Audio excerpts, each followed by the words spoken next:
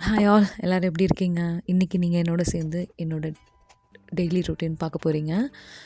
காலையில் சீக்கிரம் எழுந்திரிச்சாச்சு. கிளாஸ் இருக்குது, எக்ஸாம் இருக்குது, இன்றைக்கி அசைன்மெண்ட்ஸ் இருக்குது. ஸோ அதுக்காக ஃபுல்லாக ப்ரிப்பேர்ட் ஆகணும், கொஞ்சம் ஸ்ட்ரென்த் வேணும் அப்படிங்கிறதுக்காக காலையிலே முட்டை தோசை, முட்டை கிரேவி எடுத்துக்கிட்டேன்.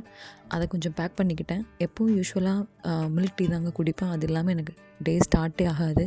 இன்றைக்கி என்னமோ ஒரு கிரேவிங் லெமன் டீ குடிக்கணும் அப்படின்னு, அதனால் லெமன் டீ போட்டுட்டு கொஞ்சம் எனக்கு காலேஜுக்கும் எடுத்துக்கிட்டேன்.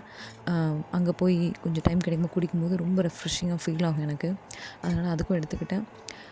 காலேஜ் முடித்ததும் கொஞ்சம் அசைன்மெண்ட்ஸ் ஒர்க் அதெல்லாம் அங்கே உட்காந்து ஃப்ரெண்ட்ஸ் கூட பண்ணணும். அந்த மாதிரி ஃபுல்லாக இருக்கும். இன்றைக்கி டே ஃபுல்லும் பிஸியாக இருக்கும்.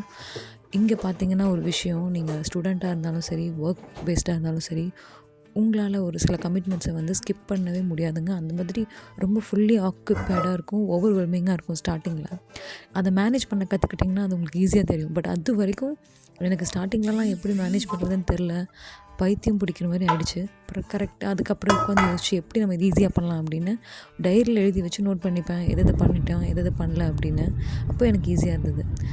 என் காலேஜ்க்கு வெளியே இந்த மாதிரி ரோஸ் இருந்ததுங்க. நம்ம ஊரில் இந்த மாதிரிலாம் இருந்தால் நம்ம கை பறிக்காமல் இருக்க முடியாது. அந்த மாதிரி ஒரு டெம்ப்டிங்காக இருந்தது. ரோஸ் அவ்வளோ அழகாக சுற்றி வச்சுருந்தாங்க காலேஜில். அப்புறம் அப்படியே கொஞ்சம் ப்ராகட் போயிட்டு வீட்டுக்கு போயிட்டேங்க.